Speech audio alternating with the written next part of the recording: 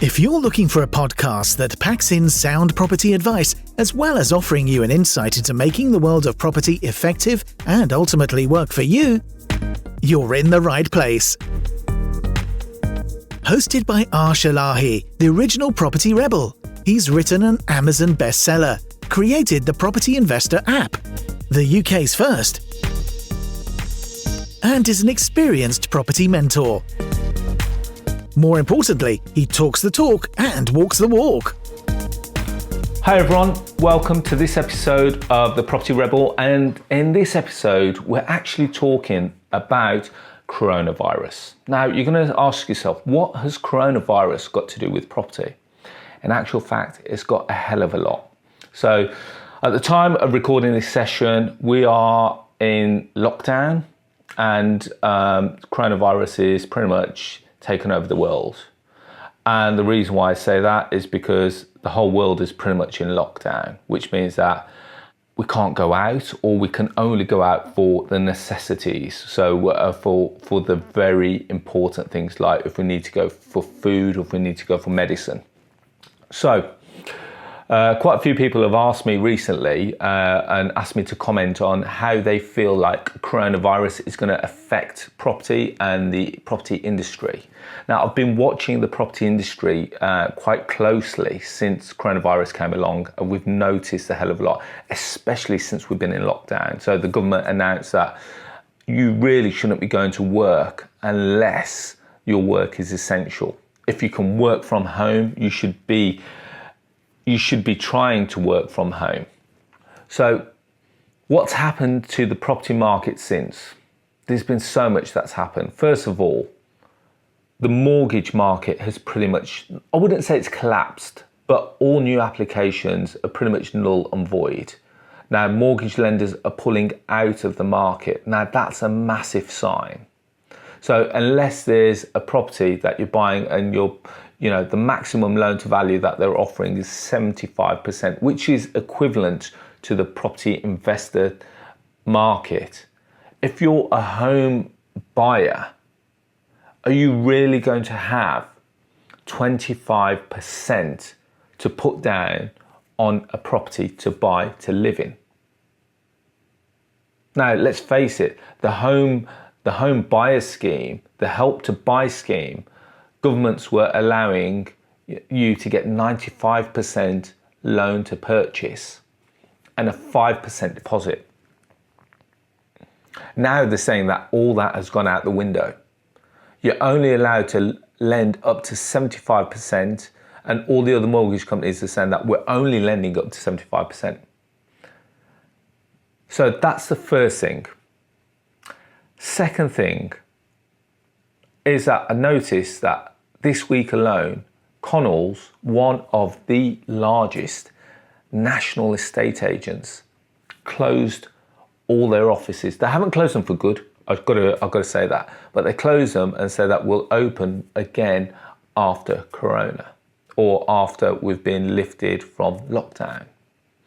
Now, again, that sends out a massive signal to the whole property industry. If a multinational like Connells, who's an award-winning estate agent, is closing their offices, what message is that sending out to the rest of the industry? We've seen so many changes. We've seen solicitors. Well, let's go through this in a logical stage. If you're a property investor and you're buying a property right now, and you haven't gone through valuation stage, chances are that you won't be able to get a valuation done on your property until all this has happened, which makes you now start to think, is the property price going to decrease? Which makes you then think, are you overpaying for the property? If you can't get a valuation, that means that you can't get a mortgage offer. If you can't get a mortgage offer, that means that you're unable to complete the purchase. Now, if coronavirus we're in week 2, if it's going to be around for, as they're suggesting, for 3 to 6 months, does that mean that no transactions are going to happen? Solicitors are working from home, but they can't verify documents. I've got multiple deals going through right now where the solicitor needs to meet their clients to verify the documents, but they're keeping the social distancing so that they can't meet. I've got one scenario now where one solicitor is saying, go to another solicitor and see if you can get them to verify your documents. The other solicitor is saying, sorry, I'm not meeting you right now. So at the moment, we've got a scenario where they want to complete, but they can't complete because this document, this solicitor is not allowing it to see until those documents, which are signed and sworn in front of a solicitor, is not going to go ahead.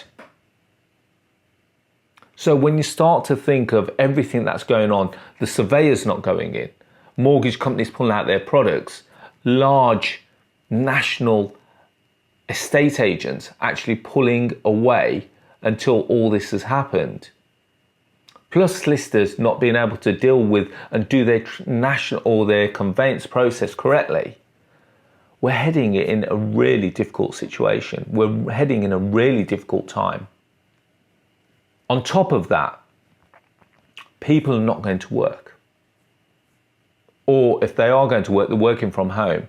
More importantly, lots of people being laid off. Therefore, if they're living in rented accommodation, some of them will not be able to afford to pay them their rent next month. Now, as I record this, it's the 1st of April. Now, I own a letting agency, and today, believe it or not, I was very anxious as a letting agency owner, but also a landlord and property owner. How many rents were going to come in? How many people were going to call me and say, Arsh, I want to have the payment holiday, or can you offer me the payment holiday process?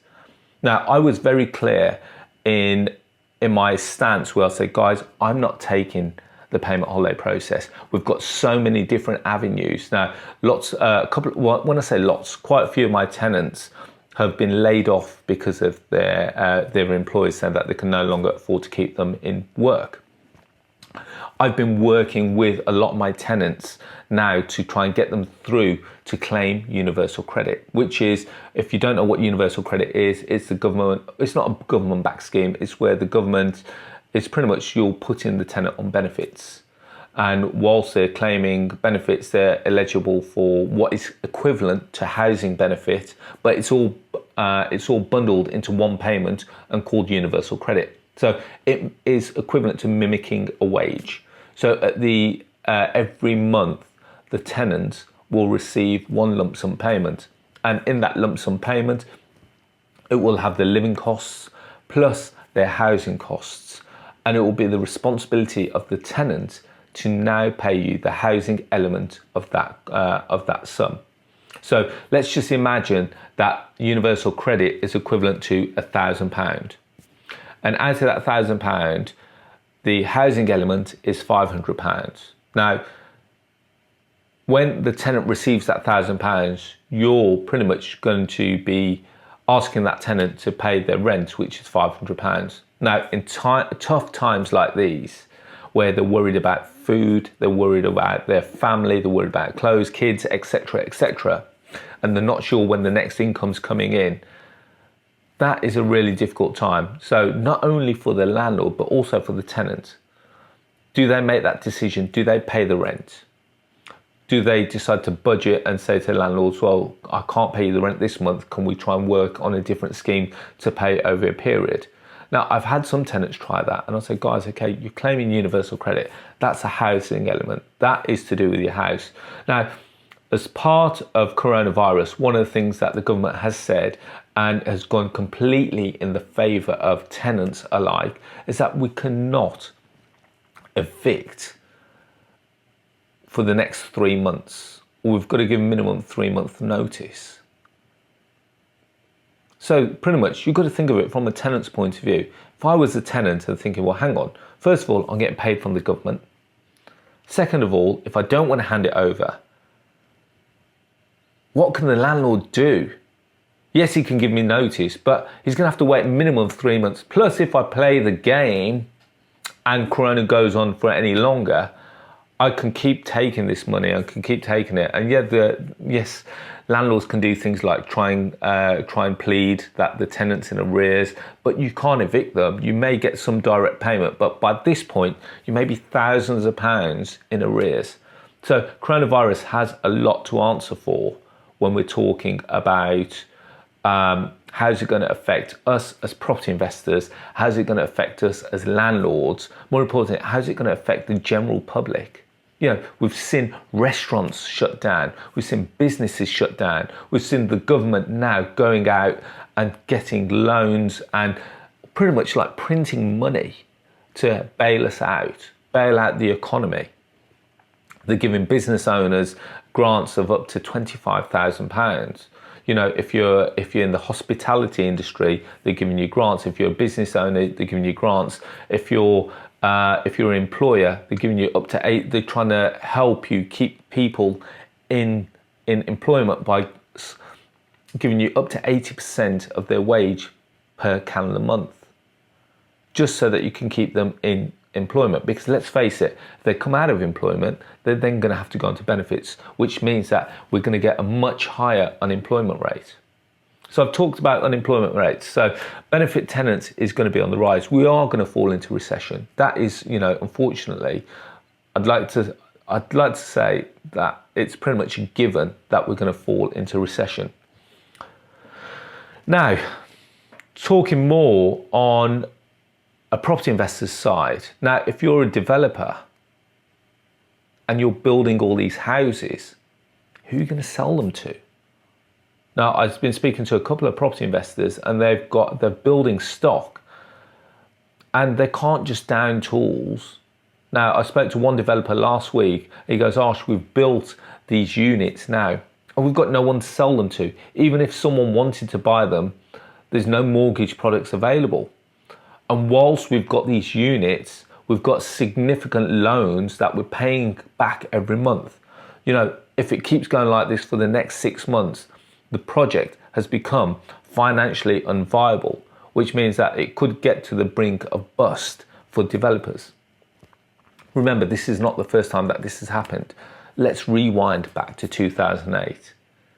Exactly the same happened, but this is far worse. We've never seen to the point where businesses have been told to shut down. Restaurants, pubs, clubs, all been told not to operate. That's been a massive industry move. That's been a massive judgment, a massive call by the government. So when you look at how coronavirus is affecting property, it has a massive effect, because if we're housing people who are working and reliant on that income to pay their rent, and they can no longer afford to pay their rent, where's the income going to come from?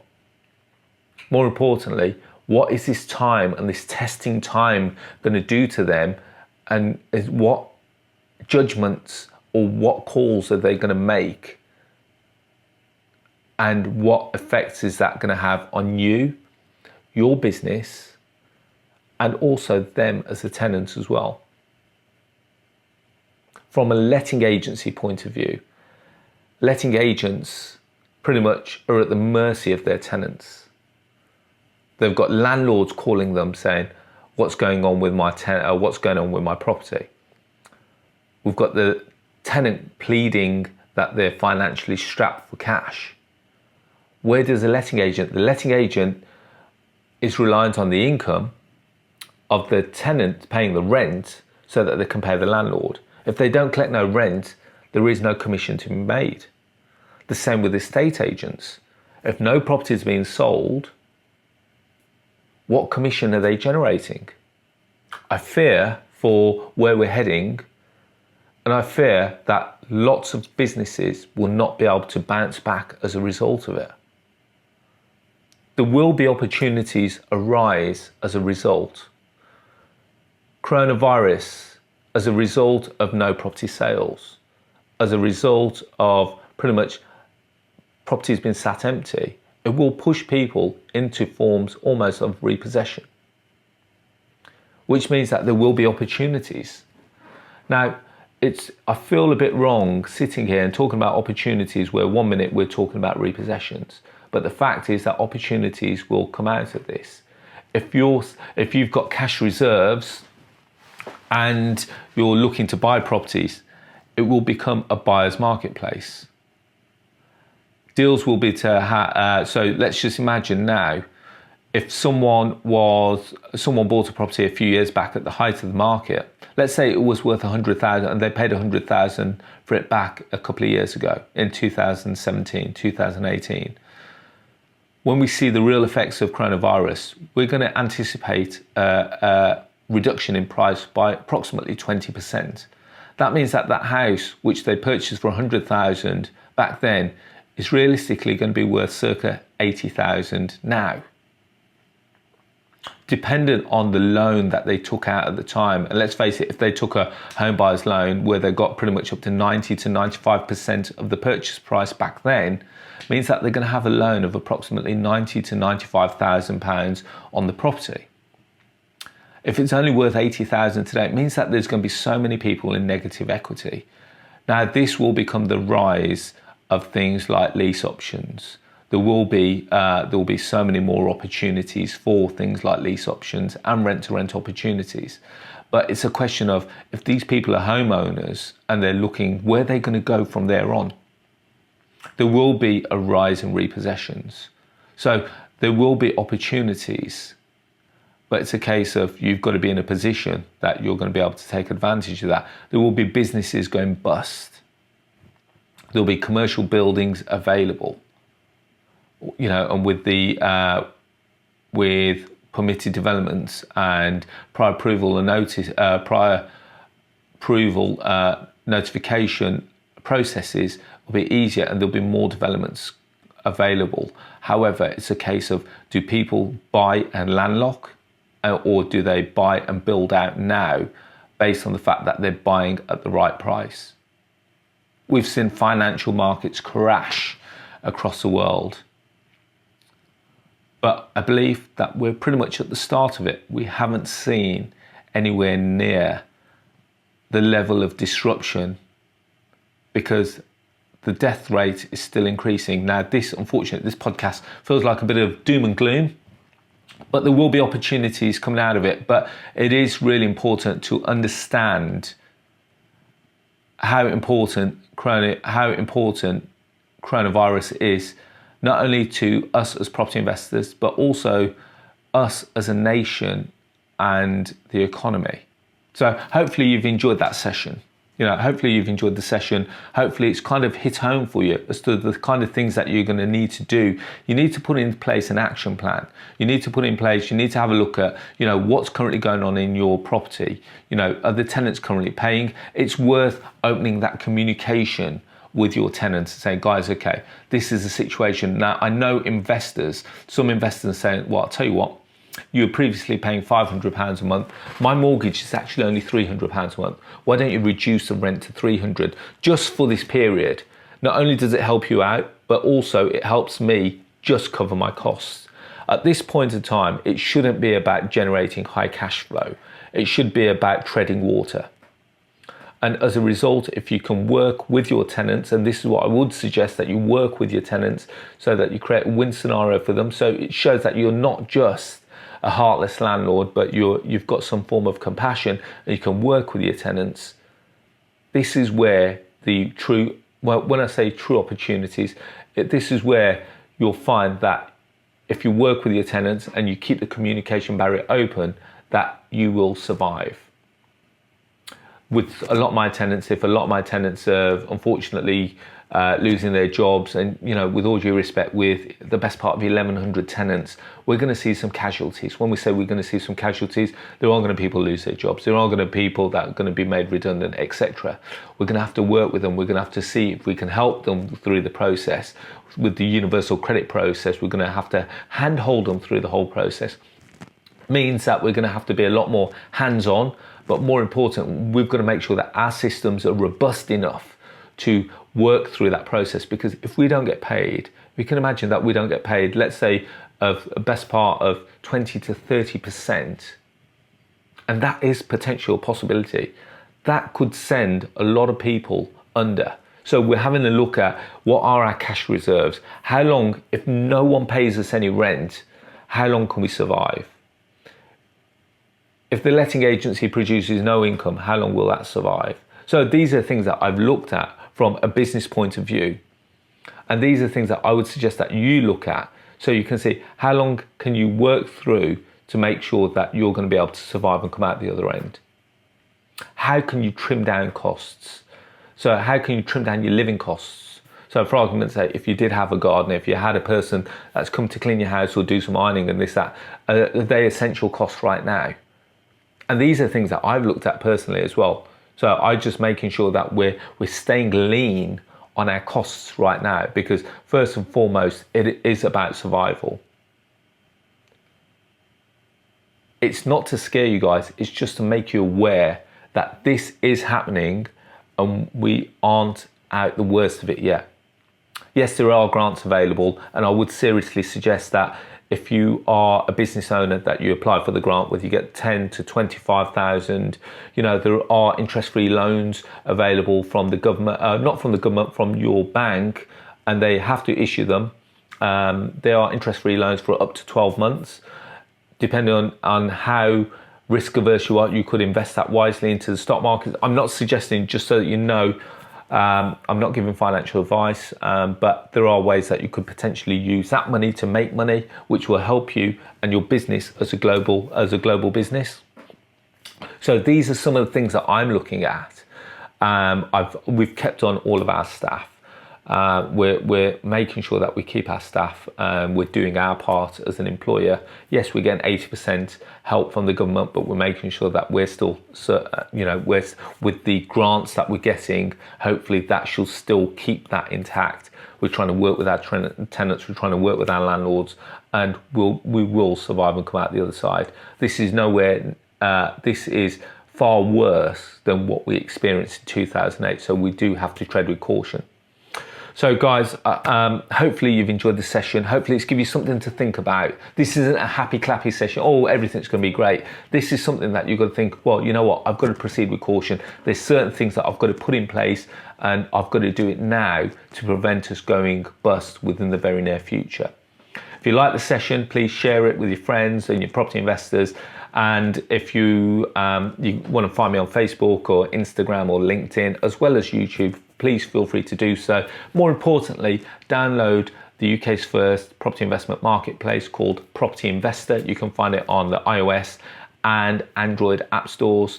And I look forward to speaking to you all soon. Thank you. Bye-bye. The large majority of people make a positive change if they take immediate action. So act now.